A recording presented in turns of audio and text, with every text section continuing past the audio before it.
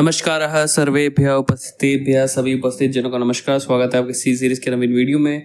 Last video में हम लोग ने देखा कि इफ मल्टीपल इफ आप कैसे यूज करते हैं।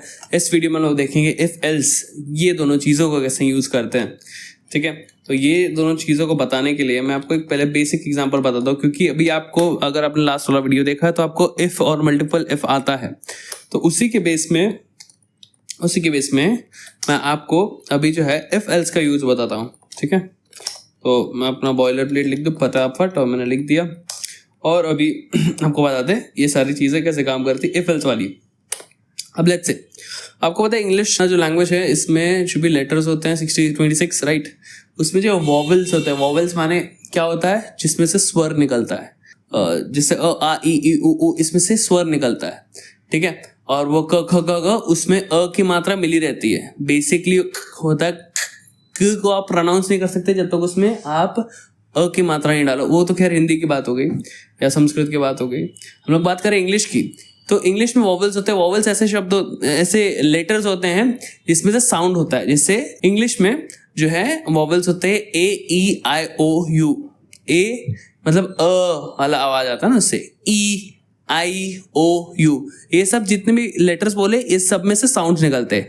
आप के बोलोगे ना के, तो उसमें भी ए या ई का थोड़ा साउंड आता है के। आप वो जो ए ई आई ओ यू है, ये जो शब्द है इनको अगर कोई भी लेटर्स हटा दो तो उस लेटर को आप प्रोनाउंस नहीं कर सकते। फॉर एग्जाम्पल जे में बीच में ए लगता है ना, जे, तभी तो उसको प्रोनाउंस करते हो। ए हटा दो आप बोल ही नहीं पाओगे, वो ए लगता है। तो वो सारे जो लेटर्स है ना ए ई आई ओ यू, ये सारे को वॉवल्स बोलते हैं। ये स्वर होती है आपके उस लैंग्वेज की। ठीक है, बेसिकली मैंने इतना क्यों बता दिया पता नहीं, लेकिन ठीक है, आप बेसिकली समझो आपके वॉवल्स इंग्लिश लैंग्वेज में होते हैं A E I O U, ये letters. Okay, so A E I O U माने कितना हो गया, 5 हो गया, मतलब 21 कंसोनेंट्स और 5 वॉवल्स। ठीक है, इस तरीके से। ओके, तो हम लोग क्या करेंगे, यूजर से कैरेक्टर लेंगे, फिर क्या करेंगे उसके बाद देखना। अभी अचानक से लगेगा यार इंग्लिश काहे को पढ़ने लगे हम लोग प्रोग्रामिंग, तो बस बेसिक जरा बता दिया मैंने आपको। बस जानो ये कि 5 वॉवल है, ए ई आई ओ यू, और क्या 21 कंसोनेंट्स है, बाकी सब जितने भी बचे। ठीक है, तो सी एच लिखा हम लोग ने। अभी हम लोग यूजर से जो है कैरेक्टर ले लेंगे। Enter a character. ठीक है, और यूजर जो है कैरेक्टर डालेंगे, फिर हम लोग स्कैनअप से ले लेंगे। CH ले लिया। फिर अभी क्या करेंगे हम लोग, फिर इसके बाद हम लोग को जो यूजर ने कैरेक्टर डाला है उसको यूजर को बताना है ये वोवल है कि कंसोनेंट है। ठीक है, तो इसके लिए हम लोग जो पहले हम लोग ने सीखा है ना, ओनली इफ को यूज करते हैं। इफ अगर हम लोग का जो कैरेक्टर है वो लगा रहा इक्वल टू मतलब चेक करने के लिए, वो रहा ए और ये और ऑपरेटर। अभी समझा आपको, और ऑपरेटर का यूज और दिस और दिस और दिस और दैट, ऐसा, और ए और ई और आई और यू, ऐसा कुछ। तो यहाँ पे और में कोई एक कंडीशन में ट्रू हो तो चलता है, तो इस हिसाब से हम लोग और यूज कर रहे हैं। या तो आपका कैरेक्टर, या तो फिर इसको सिंपली बेसिक इंग्लिश में रीड करोगे तो भी चलेगा कि हम लोग ने यूजर से कैरेक्टर लिया, अगर वो कैरेक्टर ए है या वो कैरेक्टर ई है या वो कैरेक्टर आई है या वो कैरेक्टर ओ है, ई आई ओ, या वो कैरेक्टर यू है, यू। ठीक है, इनमें से कोई भी एक। ठीक है, ऐसा।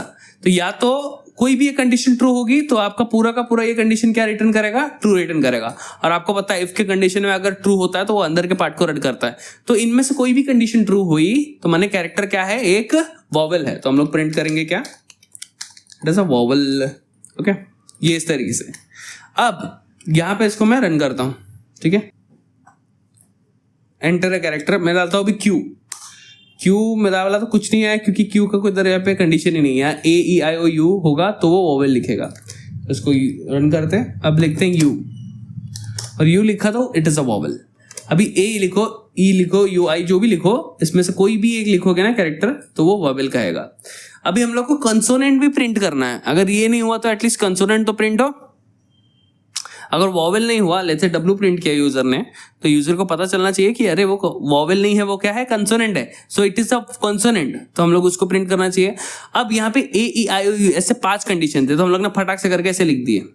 अब हम लोग के कंसोनेंट कितने, 21, तो क्या आप 21 बार ऐसे लिखोगे C is equal to B, C is equal to C, C is equal to D, ऐसे करके लिखोगे? नहीं, आप ऐसे करके अगर सारा कंसोनेंट लिखोगे कितना बड़ा अननेसेसरीली हो जाएगा, ये हम लोग को नहीं चलेगा।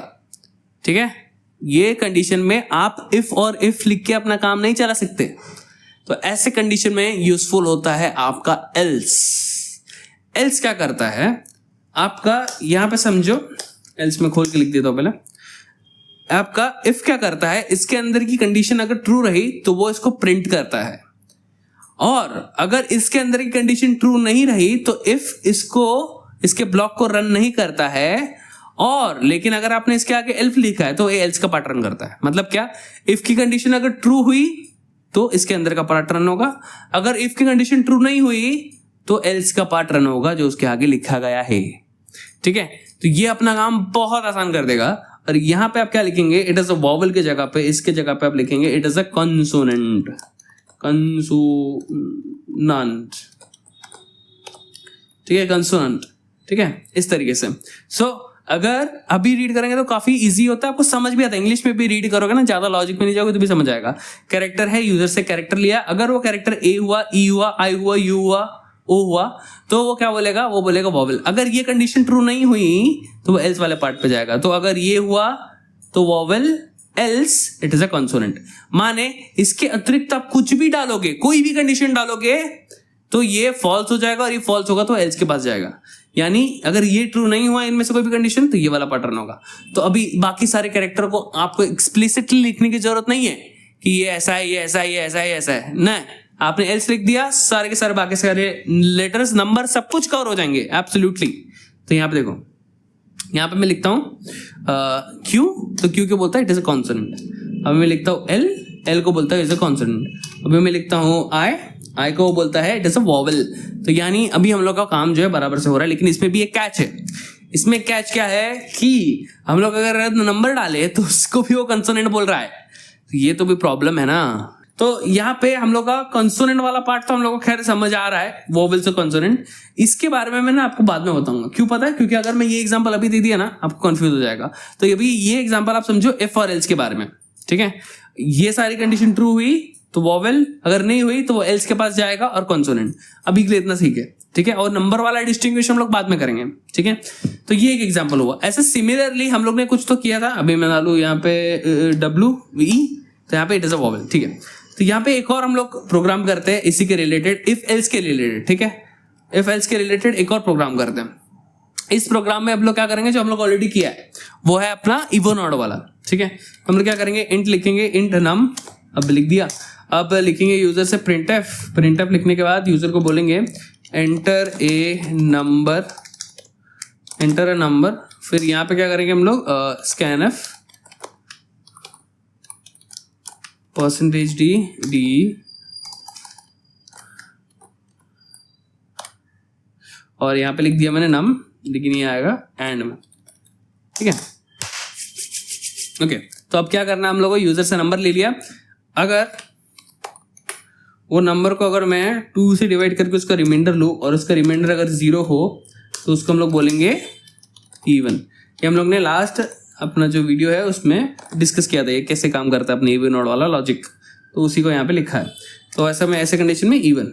ठीक है, वरना फिर हम लोग क्या करते थे, यहाँ पे एक और इफ कंडीशन दे देते थे। तो यहाँ पे प्रॉब्लम क्या होता है कि हम लोग को वापस से ऐसा कंडीशन लिखना पड़ता है, क्योंकि 2 बार कंडीशन लिखो, 2 बार कैलकुलेशन हो, अच्छी बात नहीं है ये। मल्टीपल कैलकुलेशंस क्यों करें, यहाँ पे बताते। फिर यहाँ पे यूजुअली हम लोग कैसे करते थे, ऑड लिखते थे। इसको से रन किया तो या तो इवन होगा या तो ऑड होगा। यानी यहाँ पे अगर मैं ई ऑड लिखता हूँ, एंटर नंबर 23 तो ऑड, एंटर नंबर 86 तो इवन। ठीक है, अब यहाँ पे कैच क्या है, कैच ये है कि आपको 2 बार ये कंडीशन लिखनी पड़ रही है। अब अगर यहाँ पे इसी जगह पे आप एल्स का यूज करोगे तो आपको ये चीज नहीं करनी पड़ेगी। इससे क्या होगा, आपका एक कैलकुलेशन बचेगा, प्लस एक चेकिंग वाला कैलकुलेशन बचेगा, प्लस पूरा का पूरा एक इफ बच जाएगा। ठीक है, और ऐसे समय पे ना जब आप अच्छा प्रोग्राम बनाना चाहते हो तो हर एक छोटी से छोटी कैलकुलेशंस को भी ना आपको ट्राई करना चाहिए, आप मिनिमाइज करें। तो ऐसे कंडीशन में ना यहाँ पे एल्स बहुत यूजफुल हो जाता है। क्यों?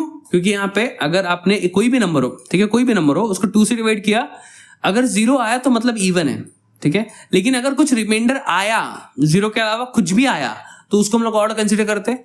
तो कुछ भी आया तो उससे हम लोग को कंडीशन डालने की जरूरत नहीं। हम लोग क्या करेंगे, अगर ये कंडीशन ट्रू हुई तो इवन, अगर ये कंडीशन ट्रू नहीं हुई, यानी अगर रिमाइंडर 0 नहीं रहा, तो फिर वो एनीवेज ऑड रहेगा। तो हम लोग ने सीधा एल्स लिख दिया। तो हम लोग ने दूसरी कंडीशन चेक करनी चाहिए ही नहीं। अगर ये कंडीशन ट्रू होगा तो वो इवन बोलेगा, अगर ये कंडीशन ट्रू नहीं होगा तो एल्स में सीधा वो ऑड बोल देगा। तो दूसरी बार भी हम लोग को कंडीशन चेक करनी नहीं पड़ी।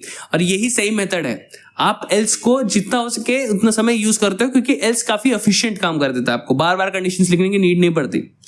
तो ये वाला पॉइंट हो गया आपका, ठीक है। लेकिन आई गेस उसमें भी यही कैच है, अगर मैं डब्ल्यू डालू तो वो इवन बोलता है, ठीक है। अगर मैं ए बोलूँ तो ए को इवन बोल रहा है। तो यहाँ पे वो वाला कैच तो हम लोग का फिर भी है कि हम लोग ने लेटर्स वाला वो कंडीशंस नहीं डाला है।